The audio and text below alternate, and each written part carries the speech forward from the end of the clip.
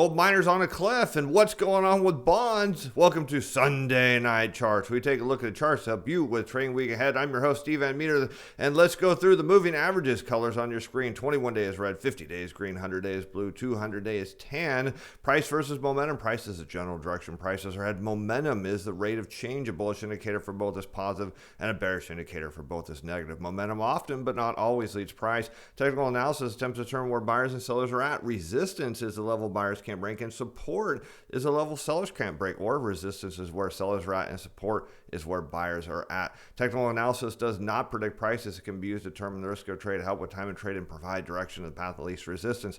Charting offers possibilities, not probabilities, and not certainties.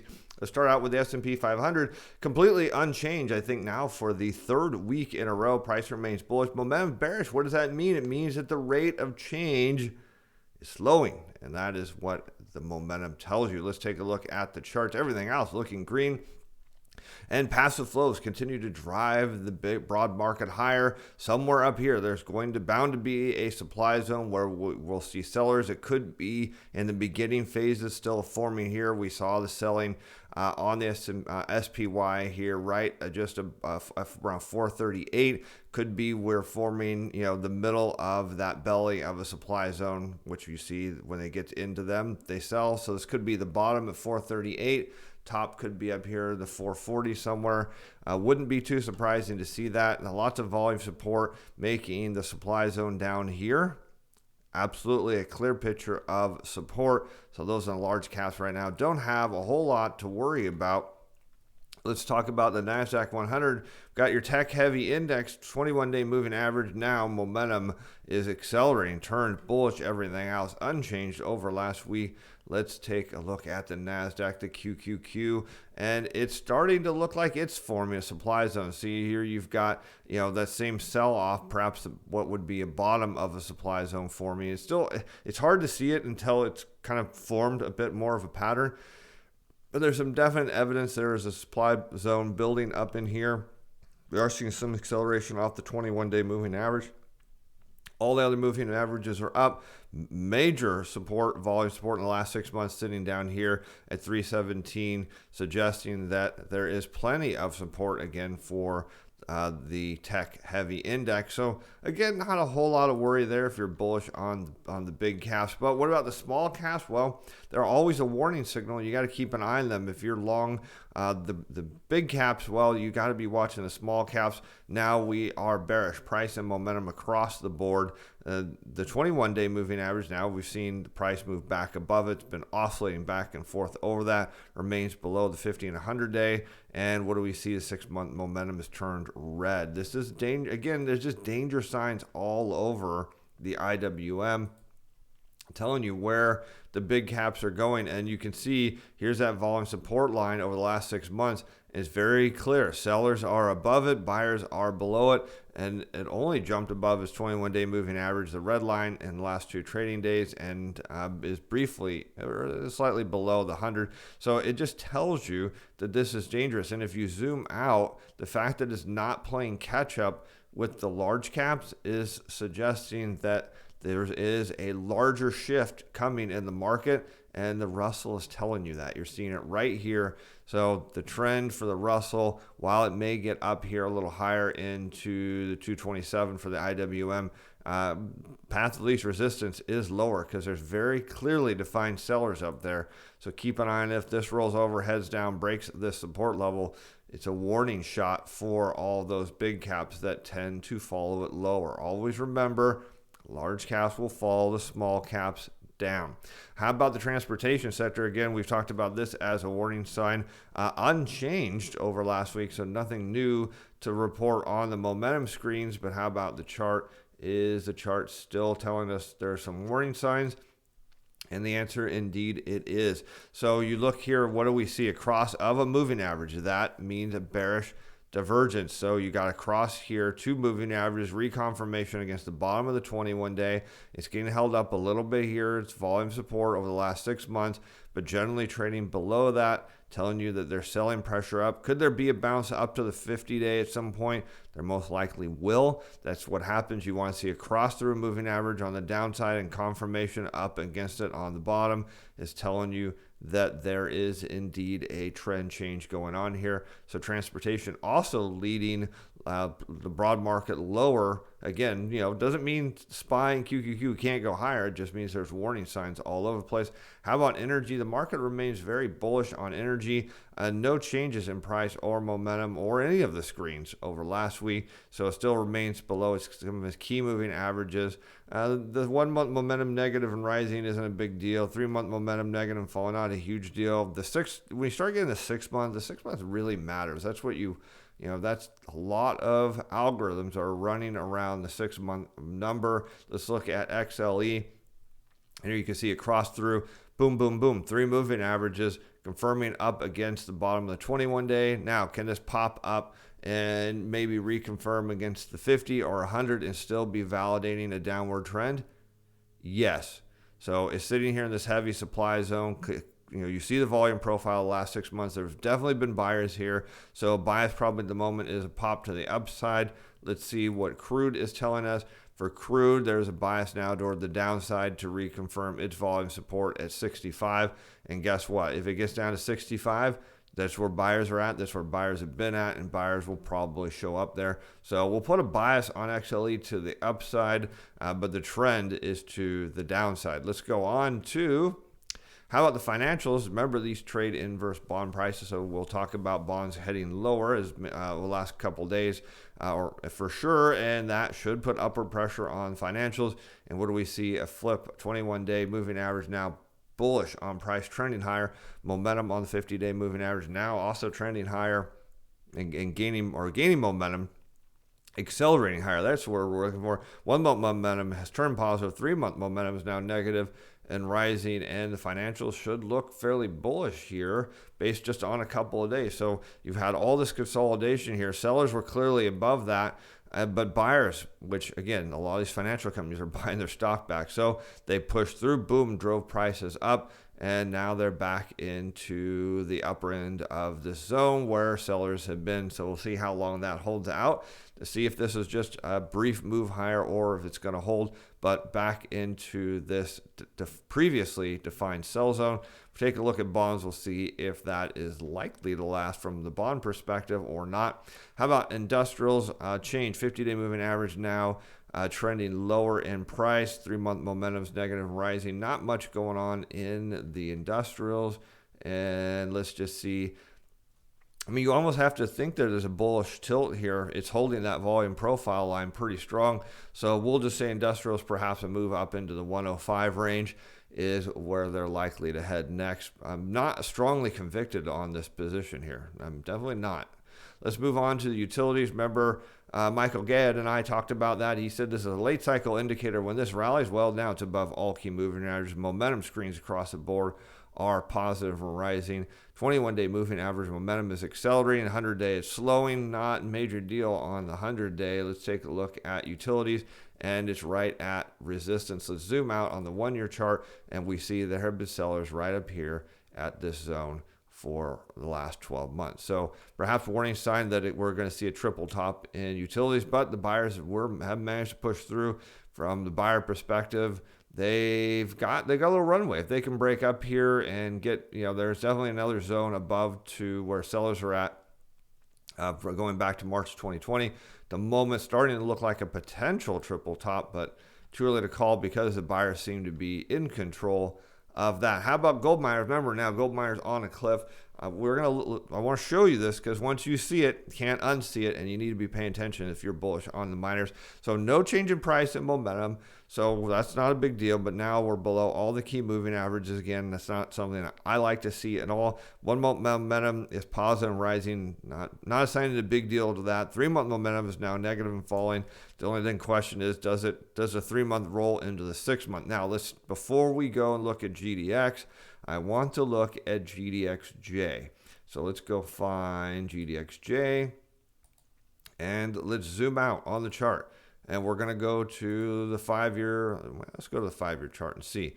Now, check this out, and we'll zoom in just so we can take a better look. Look at this massive line of support at 42.75. You can see previously it was resistance. Came up, tagged it, rejected, dropped prices down, tagged it, rejected, got a bit above it, rejected, broke through, reconfirmed up, came down, found buyers, came down, found buyers, came down, found buyers. Now, what do you notice about these buyers? Losing momentum. There's not as many of them, and the buyers get rejected, and now it's sitting just above, we'll zoom back in, that volume or that level of support. If it breaks that, now let's go back out. Where is it likely to go next? And the answer is it's going to get into the $40 range. It tends to be somewhere where the next zone is. Let's see if we can give a better number on that. Yeah, probably I'd say right. And you can see a little bit of volume there. So breaks here into the 40s, below that, and now you're into the high 37s. So the juniors are telling you that the majors, the large miners, are headed the wrong direction. So again, you see came down, found buyers, came down, found buyers. Ooh, but big surge in buying. This was the big breakout. Remember, everyone said big breakout, got rejected, came down. Okay, kind of held support. Aha, this is it. This is it. Boom, rejected. Now telling you GDX is likely to retest 31. Failure to hold 31 puts you down into the $28 range, and the juniors are telling you the probabilities of that are high. Let's go on to emerging markets. And, if you're looking where gold miners are headed and you're not sure, look at where emerging markets are. They tend to move in similar directions. So bearish across the board price momentum above the 9-day moving average, no big deal. 1 and 3 month negative and rising, that's a plus. We'll see. Generally, that is a plus when those are switching from red to yellow. I don't actually remember, unfortunately, what direction they were headed, but I'm assuming they were red before. How about EEM? Where are you? And this trend is just not pretty at all for EEM. So if you're bullish on EEM, now you're below the 200-day moving average, 21-day, 100, 50, and there's your volume profile line at 54, telling you sellers were above that as we properly identified.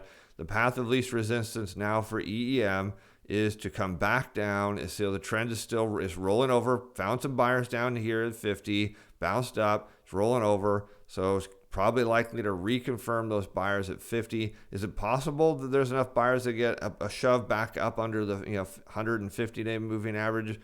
Possibly. But it's likely to retest this 50. Failure to hold there's not a lot until you get down in the 45. So, looking at EM is definitely telling you that gold is in a bearish direction. Okay, on to high yield bonds.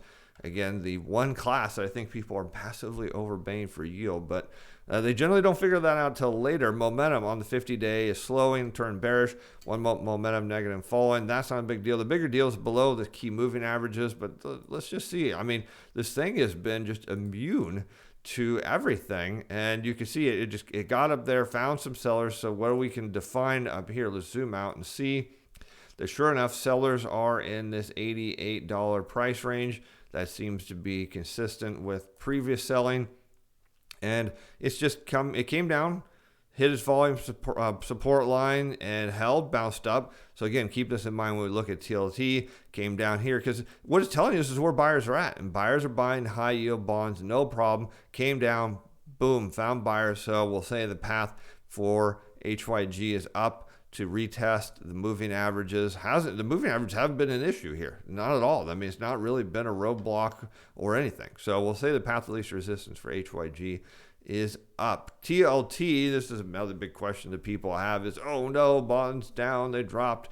They gave back down to where they were about 10 days ago. Is that a panic? Well, the price and momentum still remain bullish. Flip below the 9 and 21-day moving averages, likely to end the 52-day count on Momentum Timer Pro. So hey, if you weren't subscribed to that, it's not an easy report to follow, but you gotta start watching it, start following it, and there'll be an easier version down the road. But if you would have followed this recommendation, you would have been able to grab a nice return there. And now that count on Monday, I predict, will be invalidated as momentum has shifted a little bit. However, the rolling 3-month period on Momentum Timer Pro still remains strong, and I'll show you why that's probably still correct. And one of those reasons is right here. 6-month momentum is now positive. Again, there's a lot of algorithms out there that look at the 6-month change, and they're very interested in that. So let's take a look at TLT and see if there's anything going on here of alarm. And what happened? So sellers came in ahead, on the payroll report, which if you listen to the Friday macro show is pretty bogus. Been tuned, and then this week, what do we have? 30-year auction, CPI. Okay, well, we're going to see breakout inflation. That ought to be the big catalyst for bonds. So let's sell, and drove prices back down to, just about where they were 10 days ago, to the bottom of the range. Not a big deal, maybe 12 days ago. You see this volume in here. It's holding. If we zoom in on the 30-day, it's at the bottom of the range. So it's not a big deal. Think of this as, when you look at volume on the profile side, think of it like a big swamp. And the farther you walk in the swamp, the more resistance it gets, the harder it gets to move through, because the mud gets thicker and you get deeper in it. And this is where buyers are at. So is it a big deal? It's below the volume profile line? Not so much, because as we've seen before, we just saw an HYG, it can get below there, get into the swamp of buyers, and then get catapulted up. So we've seen this with TLT over the last 6 months, or not 6 months, more like a little over 90 days. We've seen that. So not a big deal here at all. In fact, I would rather see the sellers come in here and drive it down one last time than have it shoot up here and have the sellers slam it all the way back down. So again, major cause for concern? No, because when you look at it from a bigger picture, you see this beautiful bottoming pattern. You see a rising 50-day moving average. It's crossed both of them. It came back down under the 21-day. It's looking, perhaps it'll confirm the 200-day on the top side. Maybe it even would come down and confirm the 50-day. Is that a big deal? No, because rallies start with a cross of the moving averages and a reconfirmation. So this was inevitable. The thing now to watch for TLT and is a breakout above 150 is where the sellers are clearly at. So whenever the tide changes here, maybe it'll be early next week. Maybe it'll come down and hit the 50-day and then bounce. Maybe it's a 200-day and bounce. Hard to say, but either way, we now know the breakout level for TLT is 150, and that is about 1.8% on the 30-year. So keep that in mind. All right, on to gold futures. And gold, no change on price momentum, now below all the key moving averages. 3-month, 9-month momentum, 3, 6, and 9 negative and falling. Not a pretty picture for gold. Then it shouldn't be, because why? Do you remember what leads the metal? That's right, the miners lead the metal. And what is it telling you? Oof, this is an ugly chart. Let's zoom out some more. All right, gold slamming down on that payroll report into just this resistance area around 1750. Break of 1750 is very bearish for gold, back down to 1668. Break of, or 1678 break of that, and more floors off of gold. So the miners are telling you that the metal's heading lower, and that is exactly how you should interpret it. All right, going on to silver, bearish price momentum. Remember, everyone is going, the silver is going to the moon, still below all the key moving averages. 1, 3-month momentum negative, falling 6-month, now negative, rising. It's a little bit of a plus here. Let's go look at silver. Again, silver was range bound, still range bound, broke through the top of this supply zone, so it's into the supply zone. Support for silver is now at 23, let's just say 24. Break there. Next level of support is at high 22s. Break that, and silver is down to 18. That's not a bullish picture for silver at all. Not at all. Last but not least is the dollar. 21-day moving average now. Prices headed a little lower, but above all the key moving average. 3 and 6 months is now positive and rising. 9 and 12 month is negative and rising. Let's take a look at the dollar, which recently was just said it was totally over. On that, oddly, the same payroll report that sent bonds down, the dollar is up. Remember, bonds are deferred dollars, so this relationship, if dollars are going to head higher, bonds will not continue to fall. That's why that happens. So anyways, dollars rallying back up to 93. Break out of 93, you undo some of these sellers, and then you threaten to 93, say 50, break those sellers. And now 94 is the key zone to get out of, and you get a huge dollar rally. That's right here on UUP, sitting at about a little over $25 a share. Let's zoom out, because remember, on $1, the dollar gets over 94. It's blue sky to 97. That drives bond prices up. Risk off move. So what are your things to watch for next week? Small caps, junior gold miners, dollar. and bonds. And with that, thanks for watching. We'll see you back on Monday for the macro show. Have a great weekend. Hope you had one. We'll see you on Monday. The content of this video is provided as educational information only. Is not intended to provide investment or other advice. It is not to be construed as recognition or solicitation by our security, financial instrument, or participate in particular trading strategies. Video was prepared by Steven Van Metre. Person capacity opinions expressed in video that everyone do not reflect the value of financial advice of Inc. or Steven Van Metre Financial.